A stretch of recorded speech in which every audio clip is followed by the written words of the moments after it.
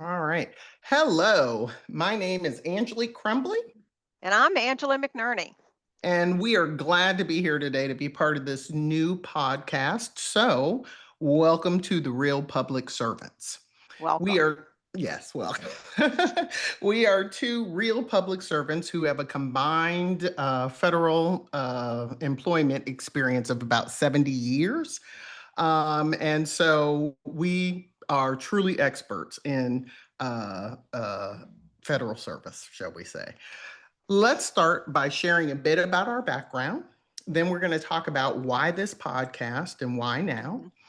And after we do that, we're going to drill down a little bit into what does it mean to work in the public sector? What does it mean to work in the private sector? And then really drill into the demographics of the federal executive branch.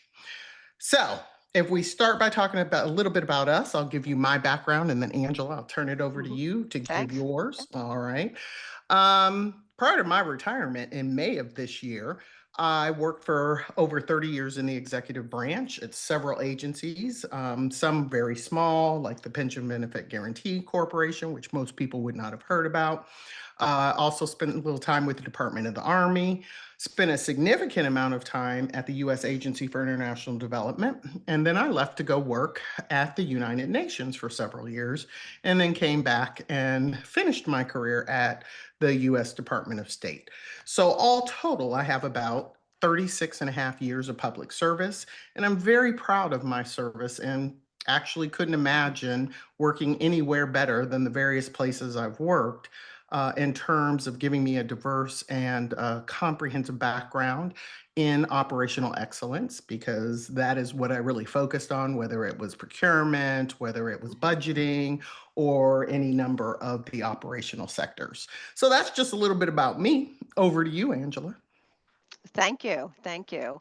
So, like Angelique, I retired. I retired in October of 2024 after 34 years of federal service. Most of that federal service was at the U.S. Agency for International Development, but I also spent about 7 years at the National Institute of Standards and Technology. My entire career was in management and professional administrative fields as a contract specialist, as a grant officer, budget officer, and as senior advisors to both senior executives and to political appointees as well. Angelique and we both were supervisors of federal employees over these many years. We conducted performance reviews. We fired a few people. We oversaw awards with our partners. Some of you listening may be partners of federal awards and in the tens of millions of dollars. We've defended presidents' budgets over the years before Congress, and we brought the generosity of the American people to those suffering around the world, a lot through our work at the U.S. Agency for International Development and the Department of State. We served under 6 presidents, 12 secretaries of state. Angelique, you worked at the Department of Defense for a period of time, served Yep. under secretaries of defense. I Hmm. was at the National Institute of Standards and Technology, which is under the Department of Commerce. I served under several secretaries at the Department of Commerce. Angelique and I have known each other a very long time. Very long time. Um, in 1992, I believe. 1992. In Yes. 1992, we both joined as interns. Actually, Hmm. I joined in 1990, and then Angelique came into the next cohort for a contract specialist intern program at USAID. Hmm. We are so much alike, but we're Well, we also are. We are. different. We're We are. also We very are. different. So, Hmm. you're watching this, and you can probably tell, that Angelique is not white. Angelique is black. I am white. One of us is single. One of us is married. One of us is a Mm, Democrat. One is a Republican. mm. One has no children, two cats. One of us has two children, no cats.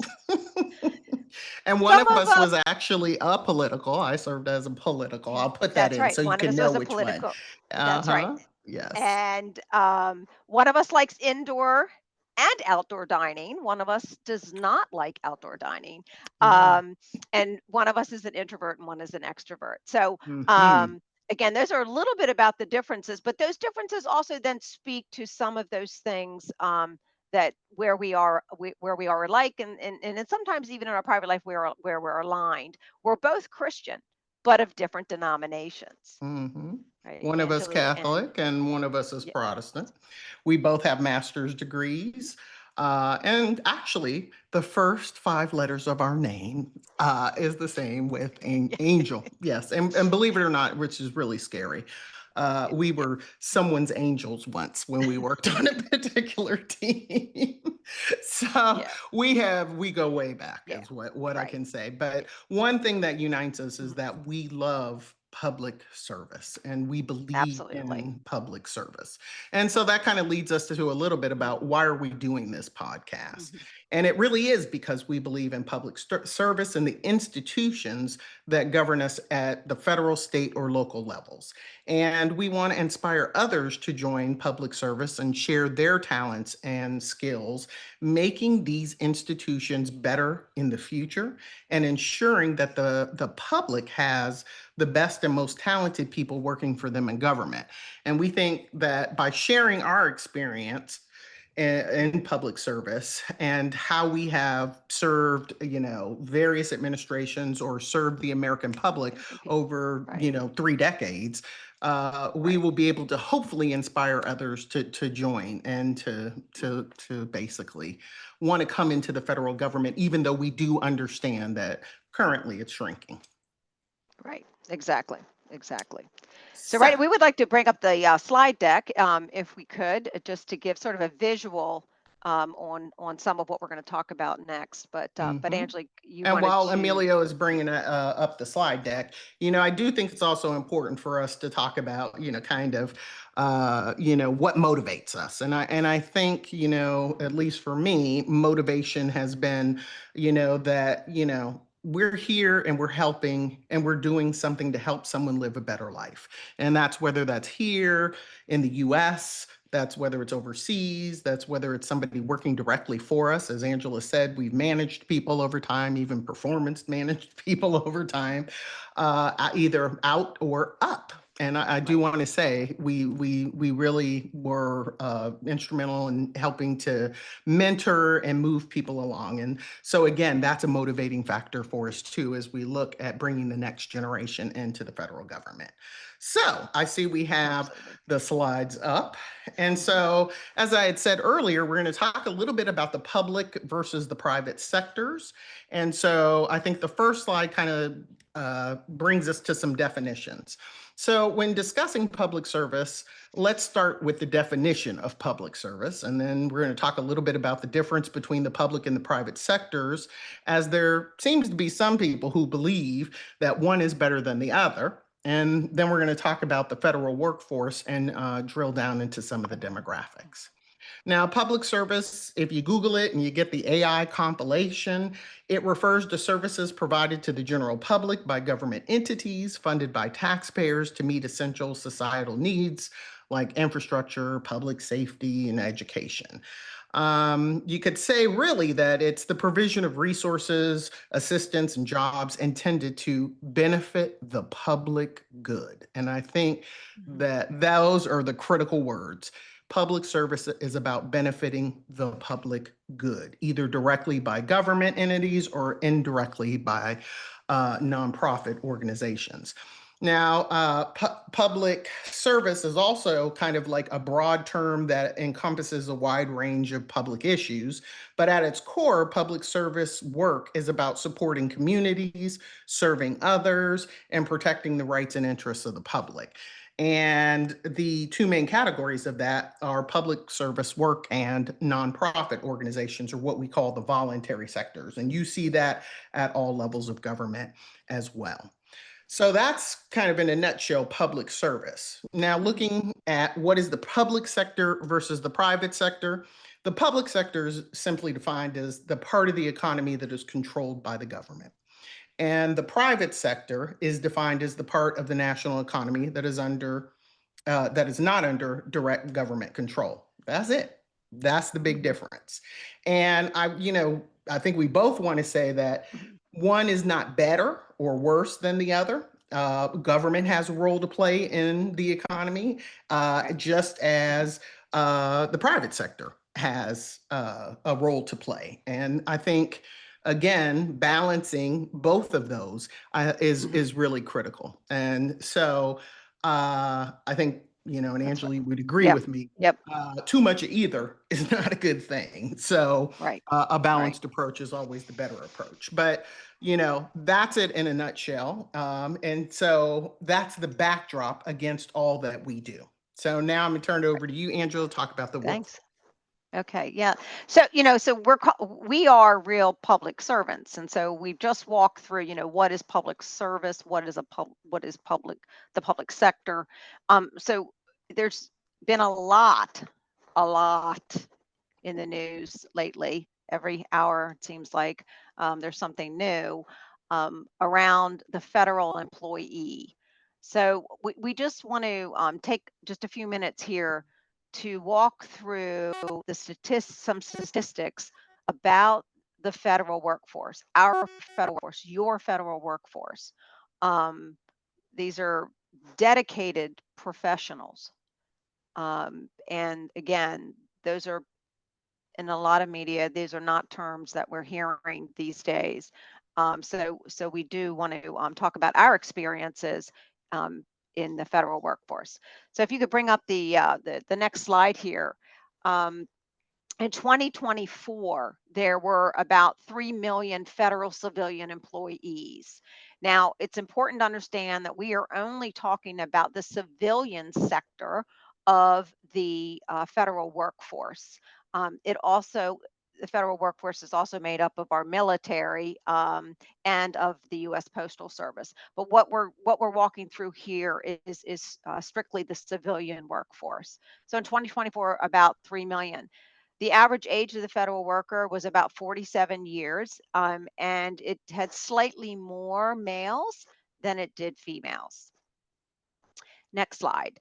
Uh, there's nearly 60% of the workforce was white, about 20% Black African American, 11% Hispanic Latino, 7% Asian, and a smaller percentages in the American Indian, Alaska Native, Native Hawaiian, and Pacific Islander. So this gives you a little bit of the makeup of the race and ethnicity of the 3 million in the federal workforce. So going to the next slide, the federal workforce, when we compare it to the overall US, the general workforce, has a higher proportion of Black and African American employees, but has a lower proportion of Hispanic and Latino workers. Again, as you compare this to the general workforce, okay. Again, these are some of the statistics about your federal workforce. Next slide. The federal workforce also has a higher percentage of advanced degrees than the overall the overall US general Workforce, workforce right? as well. Okay. And it's important for all of us to know that we have federal employees probably in our neighborhood. Okay. They may be your neighbors, they may be in your family. Hmm. Um, there are federal employees in every state in the United States. Okay. The 3 million are everywhere. Now, there's a great concentration of them in what we call the DMV, which is the District of Columbia, for Maryland, and Virginia in that area. Okay. But federal employees serve the public. Therefore, civilian federal employees are where the public is in every state. So that's a little bit about this federal workforce, the civilian federal workforce that we're going to talk about and share our experiences And having if worked we for go them. back just one slide, one thing I did want to note here on this slide also talks about diversity in senior roles, In the the executives, yes. senior Hmm. executive service Hmm. of of the civilian workforce. Now, I do also want to note that there is a foreign service cadre, and that's at the international affairs agencies. Particularly, you see them at the U.S. Department of State, formerly USAID, and at the U.S. Department of Agriculture. So when we talk about international affairs agencies in a later podcast, we'll spend some more time on the foreign service. But when looking at the senior executive service, you will note that in terms of the demographics, the lag is still there. In terms of male female, you'll see it's generally more male. In terms of race and ethnicity, you'll see the numbers lower than the general overall federal workforce. You'll see that in essence, 75, almost 76% of the SES is white, whereas then you break it down into the other minority groups. And so ultimately, one of the things that people discuss was diversity, equity, and inclusion, and that is something that hiring in the federal government has taken into account. Just noting that diversity just means different. Different isn't deficient. Equity just means that the playing field is not something that has been, the same throughout history. And so you just want to make sure that there is that equity. And inclusion just means that if you're different, you're still included. And so, there's been a lot of negativity around that term. But what you find is a lot of people don't understand it. And so, again, no matter where you are, we're all different. And just like we talked about our differences at the beginning, we still have many things in common. And I think that's what we should always focus on. So just wanted to notice some stats there. Yeah. And you might ask, well, why are you showing me all these stats and things? And so, it's relevant because right now, if you look at what's happening in the federal workforce, let's just say between 200 and 300,000 federal employees, almost up to perhaps 10% of those, the 3 million we just talked about, could be what we call reduced in force, which means they have been let go. Correct. Right? So all of this is the picture of who we're talking about. These are the people that are impacted Right. by this. Again, in every state and across all demographics.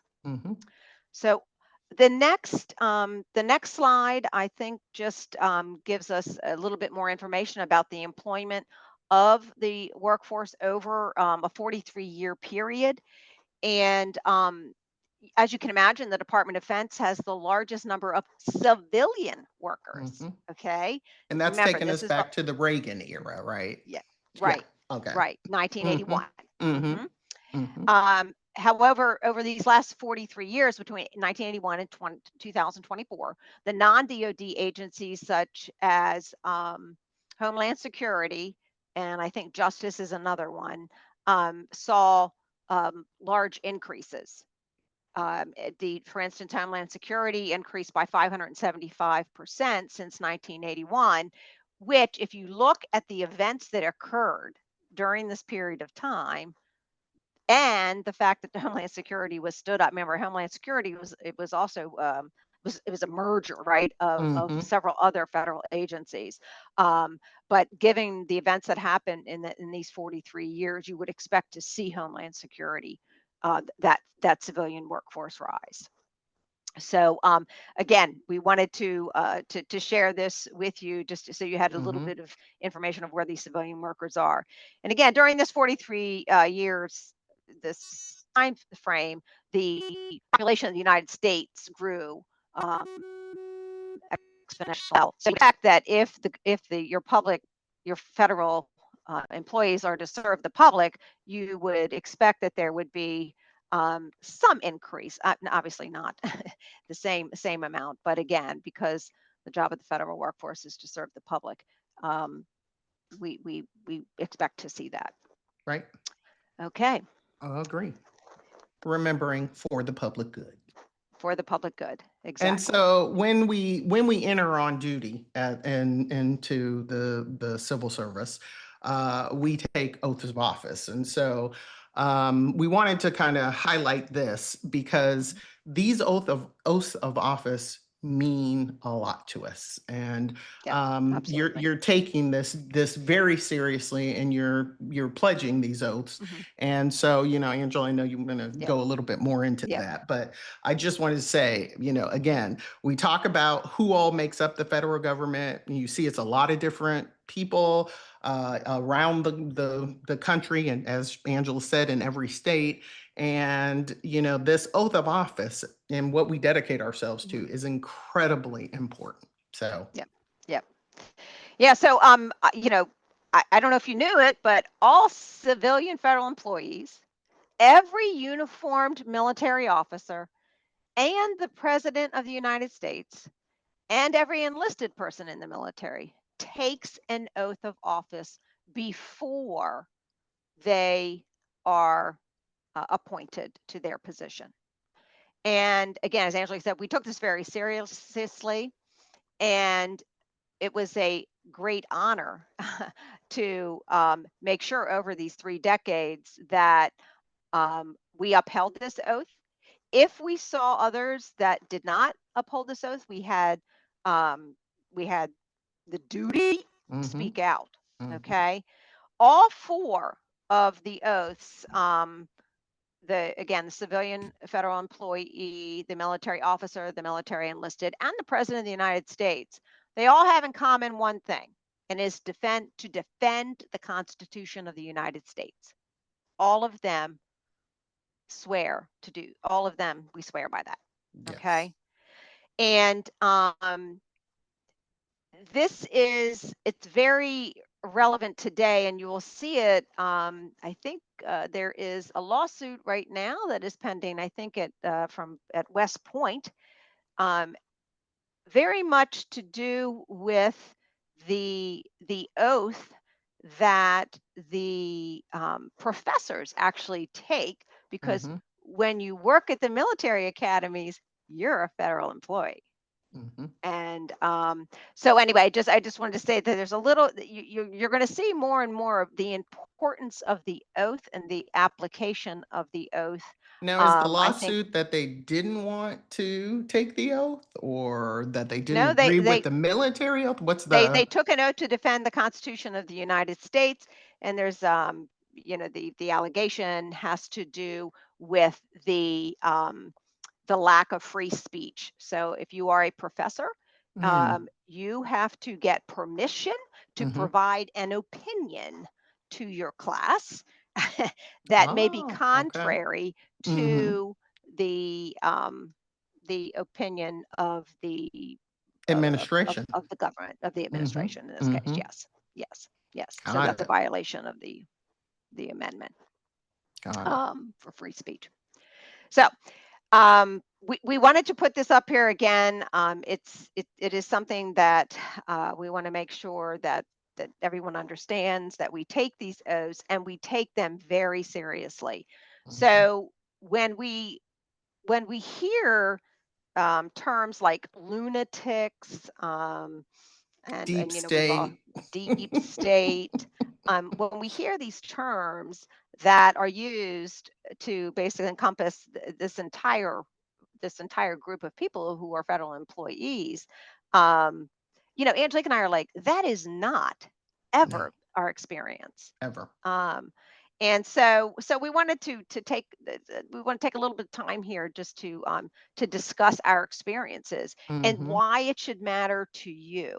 Mm-hmm. Okay. Mm-hmm. So, Angelique, I'm going to turn it back over to you. If you just Well, want to go through sure. a couple of examples. Sure. So, just to say here, and looking at the slides, as Angela had mentioned, we did Yeah. the civilian oath of office. Then we have here the presidential oath of office, which is Mhm. much actually smaller than our oath. And I think we have another one that shows the military. If the next slide They're pops, right. The that slide before shows that one. Yeah. the oaths of Mhm. office of the Yeah. militaries and what there's even a distinction between enlisted and commissioned officers. And speaking of current events, I saw that the Secretary of Defense has called in all of Mm, the mhm. flag officers, and so Yeah. that would be at the brigadier general and above, an equivalency in the Navy, The into Admiral. DC for a meeting of some nature. So I guess we'll stay tuned on that. But what's also interesting too is that it was all these flag officers, but I didn't hear, and maybe you heard, Angela, but I didn't hear whether or not any of the NCO staff would be called in. But again, I Yeah. just heard it was No. brigadier general and above. Yeah. Yeah. No, I Okay. just heard it Okay. was, yeah, generals and admirals Hmm. that have been Called called in. to Okay. Virginia. So we'll stay tuned and see what we Yeah. see on that. But there Hmm. are two distinct oaths of office for the U.S. Yes. military as well, and just wanted Hmm. to say that. Yeah. Great. All Thank you. right. And So just so you know that on the presidential one, the president's oath is in the Constitution. yes, Okay. that's where The it other comes from. three, the other three are not codified in the Constitution, but they are in law and Hmm. regulation. Correct. So, Correct. Law and but regulation. yeah, Right. it's very important that the oath be administered to the president exactly as it is in the Constitution. We've had a Hmm. couple of hiccups here in the last couple. Indeed. Indeed. uh, Indeed. yeah, And of course, the and Supreme so Court justice administers that oath. right, right, Hmm. yeah. So All right. So coming from, we're going to pull down the slides and we're going to actually talk a little bit about, as Angela said, our experiences. And one of the key things, and we'll come back to the budget mhm, because I'm sure you all yeah, saw the budget slide, but we want yeah, to talk about that kind of on our way out yeah, of yeah. the discussion and tee up the next set of discussions. But when we talk about, the civil service, we want to talk a little bit about some of the dedicated civil service staff Mhm. and Yeah. civil service experiences that we have had. And, when I think about, as Angela said, what are we, lunatics? What are we, lazy? Mhm. Are Yeah. we all these things?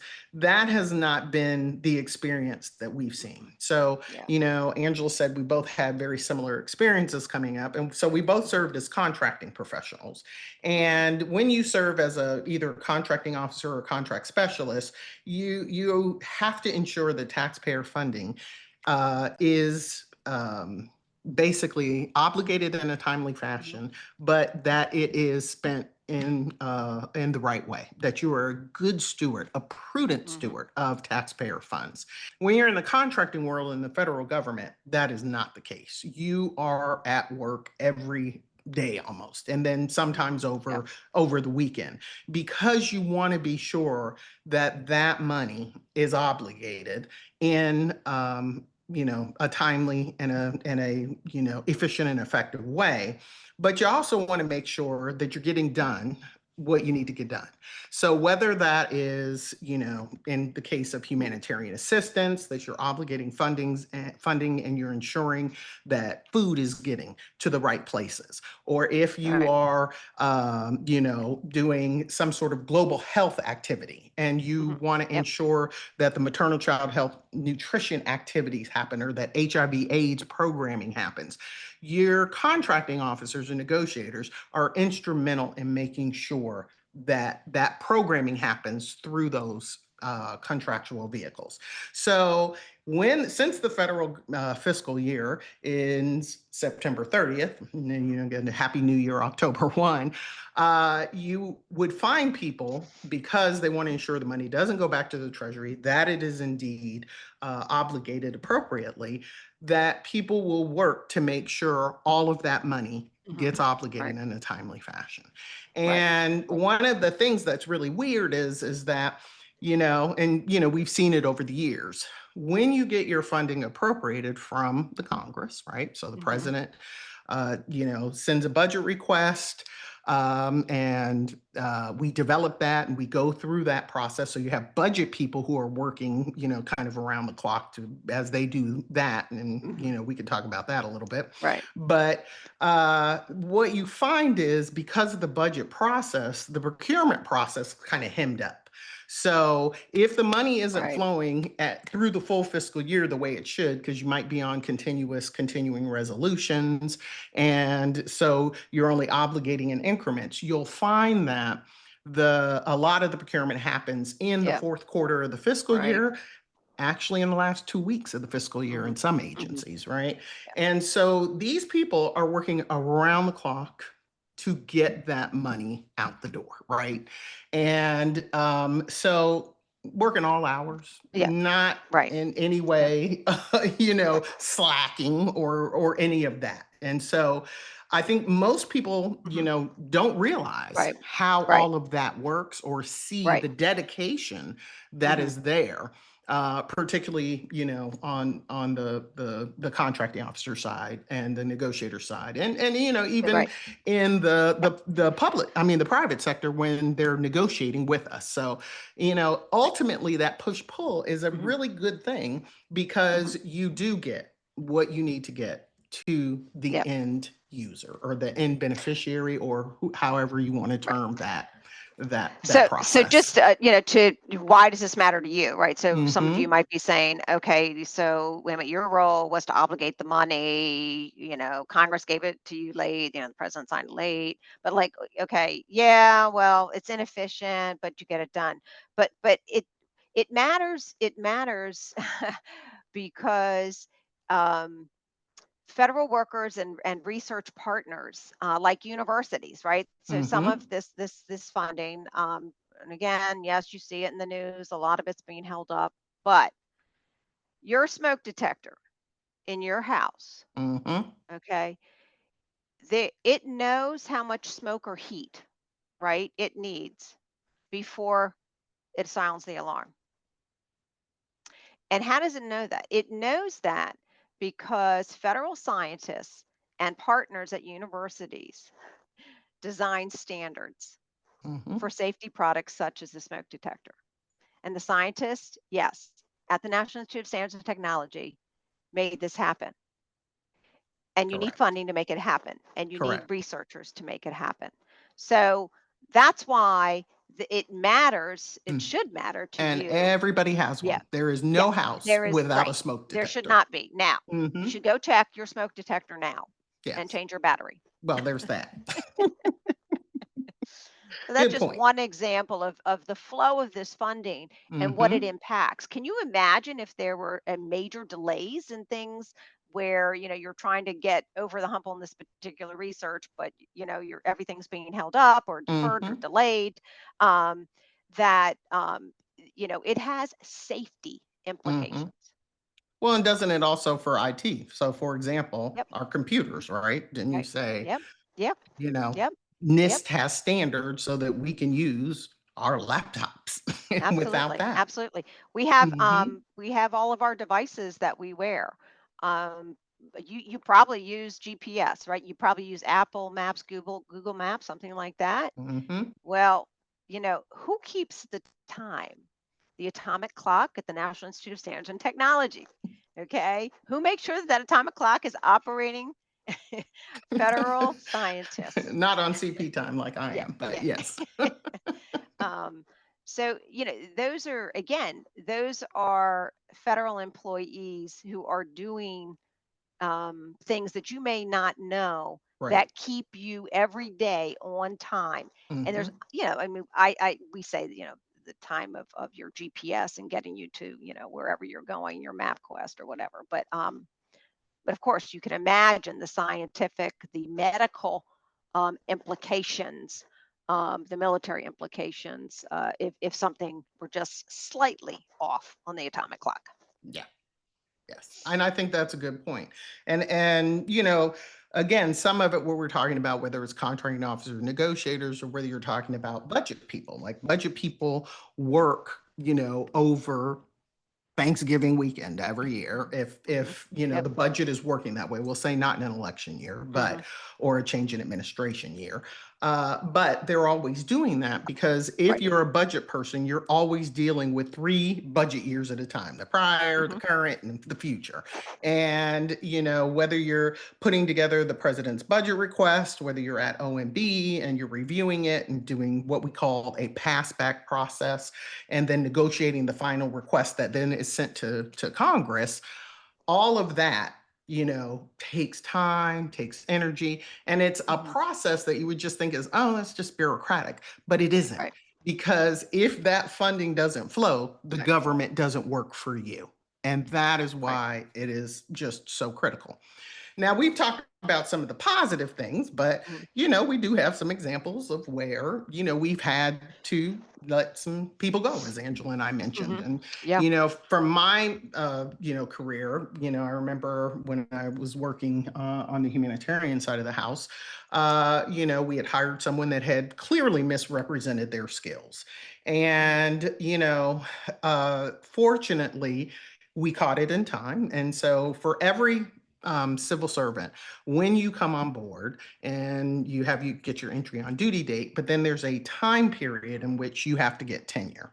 And prior to that time of tenuring, you can be let go by the government without having to go through the whole kind of long Mhm. performance process, which would include a performance improvement plan, all kinds of documentation, and that. A lot of times managers do not, shall we say, focus on that tenure time. But Mhm. if you do, it is much easier, right, to you know separate that employee. And so what we saw in the case I'm talking about is that became very clear of the first 3 to 4 months that the person had misrepresented. They couldn't get the work done, and so we were able to document that. Even though you don't Mhm. have to go through a huge plan, we all feel that everybody deserves Right. due process.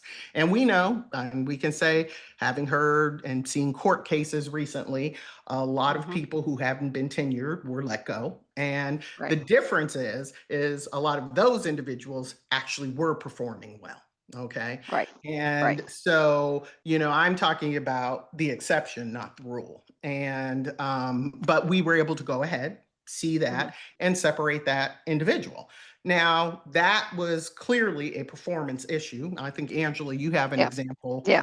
that was something else. Yeah. So of course you have, right, performance, but you also have conduct issues. And you know, there there were times when you had employees who had misbehaved, let me just say. So And this there wasn't a isn't there lazy thing. This was just a No, no, Okay. no. Okay. This was definitely unacceptable Hmm. conduct in the professional workplace. And there is a process. You it's written, we practiced it for years. And of course, when you have a conduct issue, you also have a whole other group of employees, right, who have witnessed this misbehavior, and it's impacting them. Hmm. Um, so you have this role as the manager to um, have them correct that conduct, right? To make them aware of the fact that they have violated, right, a code of conduct. And if it is not corrected, we will move to dismissal. And in the case, at least one of the cases I had, we moved to dismissal. Now, depending on the egregious nature of conduct, and I think, Angelique, some of you, we saw some of this, We did. um, that uh, there are times when you literally have to separate that employee from the rest of the employees. Hmm. And but again, you follow the process that's in place. And I know there's been a lot of talk about it takes so long, it just takes so damn long to get rid of these people. Um, and as managers, we do our best to protect all of the employees. And we have a duty to not also impinge upon the employee at question. And so it was tough. I mean, it was Yeah, you and I, we had some. we did. Due process isn't Yeah, easy, but it it's yeah, the right thing to do. that's right. Hmm. That's right. But Right. I We never also wanted to say end up in the courts. I mean, that never, was one of the things. And never. unfortunately, that's what we see today Yeah. is that it's an immediate, and it's unfortunate that some of this Hmm. will go to the highest court in the land. So, Hmm. yep, And yep, and so again, what we saw were mhm, exceptions to the rule, right, right? right, It's right. not every day you're dealing with No, huge performance issues or not, because absolutely. Yeah. most of the civil service or foreign service or whatever, even contractor staff or others, very Hmm. dedicated, always wanting to get it done. And, Yeah. again, we talk about our experience, which is the public sector, but, in dealing with Mhm. the private sector, I see, Right. many a person who might need to be Mhm. moved along or something else. It is just the kind of the nature of, the workplace. Mhm. So again, it goes back to that theme of, there's no right or wrong or better or worse. We all have a role to play, and Mhm. and it's critical that we play it. And so as we talked about our examples, you could say, oh, are we being, do you see lazy workers? Do you see lunatics? Have we seen fraud? Yeah, we've seen fraud, right? And Mhm. and you Yeah. can't be in the contracting officer world without having seen some.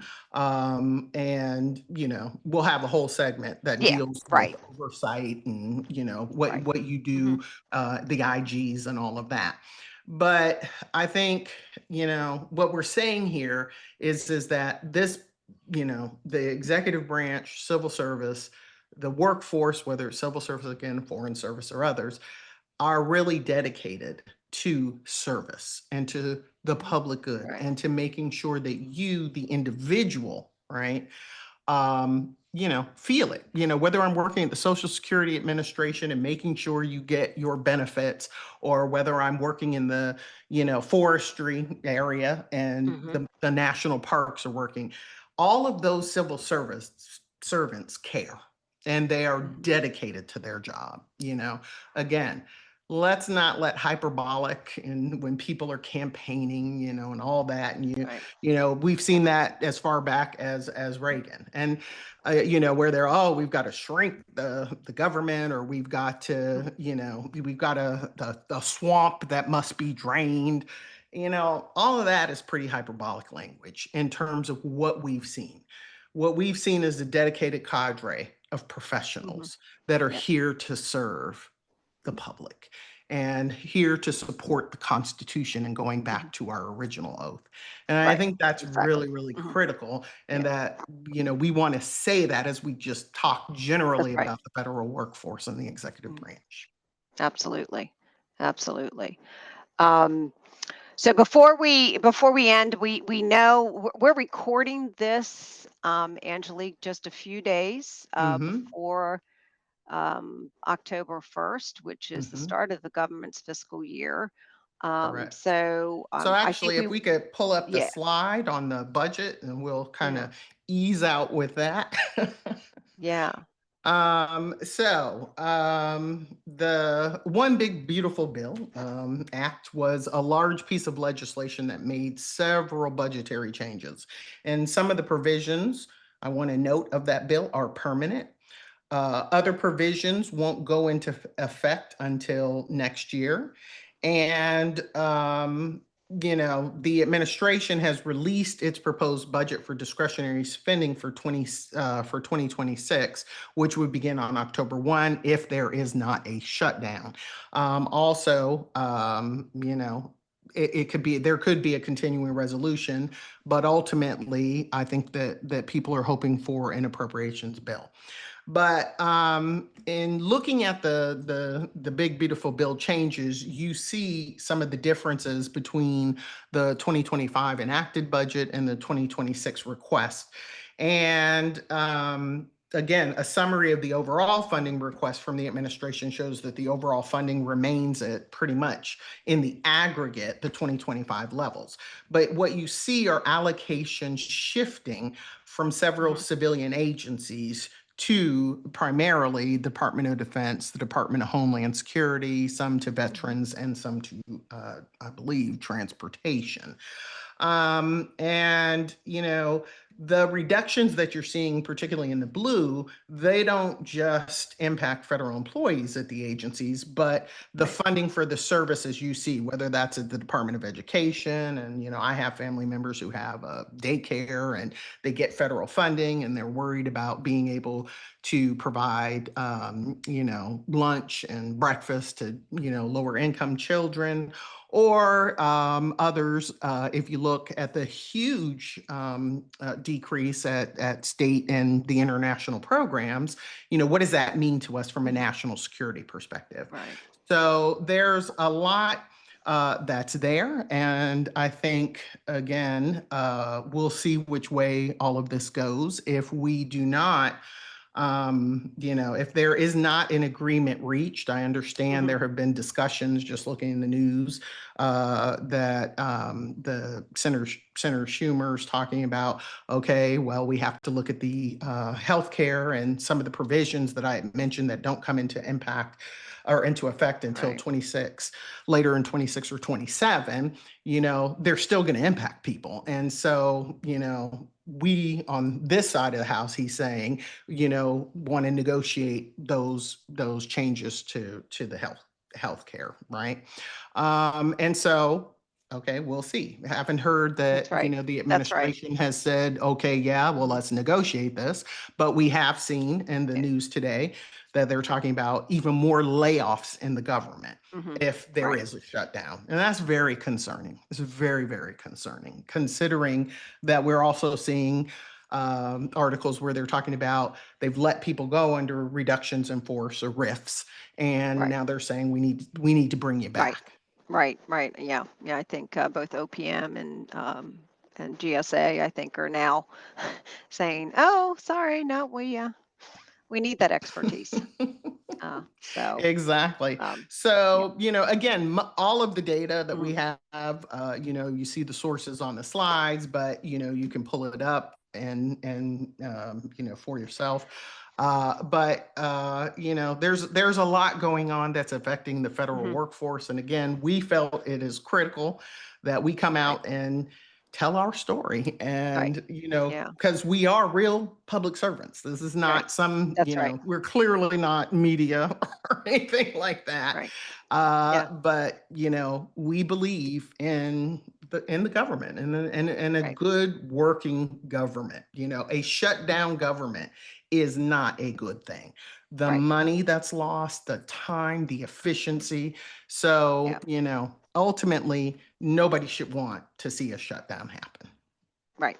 So we too will stay tuned to see if we uh, end up with shutdown or continuing resolution. Uh, and Yeah. Either way, Yeah. it will impact federal workers, and one way or another, especially with these shifts that are being proposed. Again, remember, the president proposes, Congress usually disposes. In this particular case, though, all three are of the same party. Hmm. Um, so what we want to go ahead and wrap up here, Yep. and we want to thank you for joining us. And Hmm. we started off again that why are we doing this? And we want to say that putting labels upon an entire group or persons who share the same employer um, i- is in some regards those labels can be nasty Hmm. and they can be degrading. Hmm. uh, Angelique and I dedicated many decades of serving the American public honorably and Hmm. honestly, I would say, With ethics. with ethics, Hmm. morals. Morals. Again, we served the President of the United States. Hmm. We carried out their Regardless of party. policies. That is We correct. carried out their policies. We Hmm. abided by all the laws and regulations. Okay. We didn't Hmm. make the laws, but our Correct. job was to review and enforce those laws. Hmm.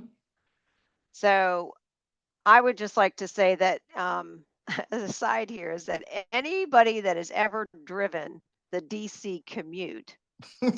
I would say it's not for the lazy, It's not. but it might Or the make you a faint of lunatic heart. or the faint of heart.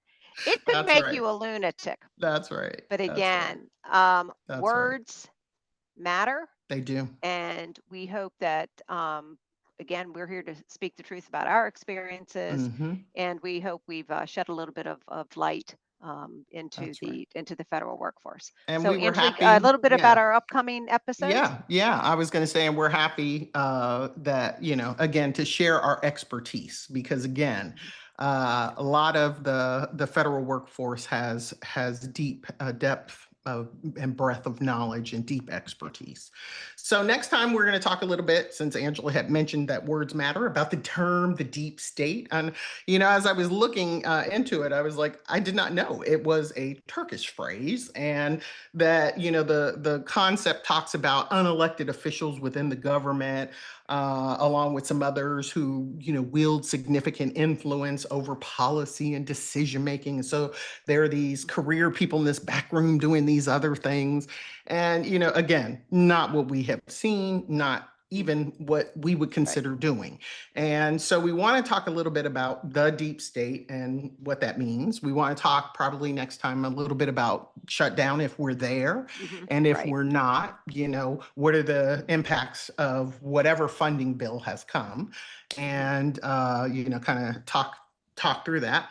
And in later podcasts, we're going to have some guests, special guests. And, one of our requirements to be on the Real Public Servants is you have to be a real public servant. So, we're very career friendly. And so we'll be having some guests that talk to us again about some things like oversight, whether we have some IGs on, Mhm. people from when we go into our international affairs segment from Department of State formerly or from the UN. So we're really looking forward Yeah. to drilling down and continuing to show and share the love of public service. So with that, Yes, yes. And so what we want to say too is that if you have a comment that you want to leave for us or yes, you've got a question, yes, I think we had the please, slide up a minute ago. yes, please visit or not visit, Hmm. go ahead and send us an email at Send us an email. Public service. Can you realpublicservants bring the at slide up one more gmail.com. time? Hmm. Yep, maybe we'll just We'll leave go that out up on there for that. just a minute. Yeah. So And we we want to will be say keep, happy to answer, well, the questions we can. yes. And So we we're want to say pretty keep, easygoing. We want to be yeah, upbeat. So I do want to right, put, let's try right. to be as upbeat as possible. But what were you going to say, Okay. Angela? I was going to say keep it real and I'm we'll with see you you. next time. Excellent. Bye. Bye.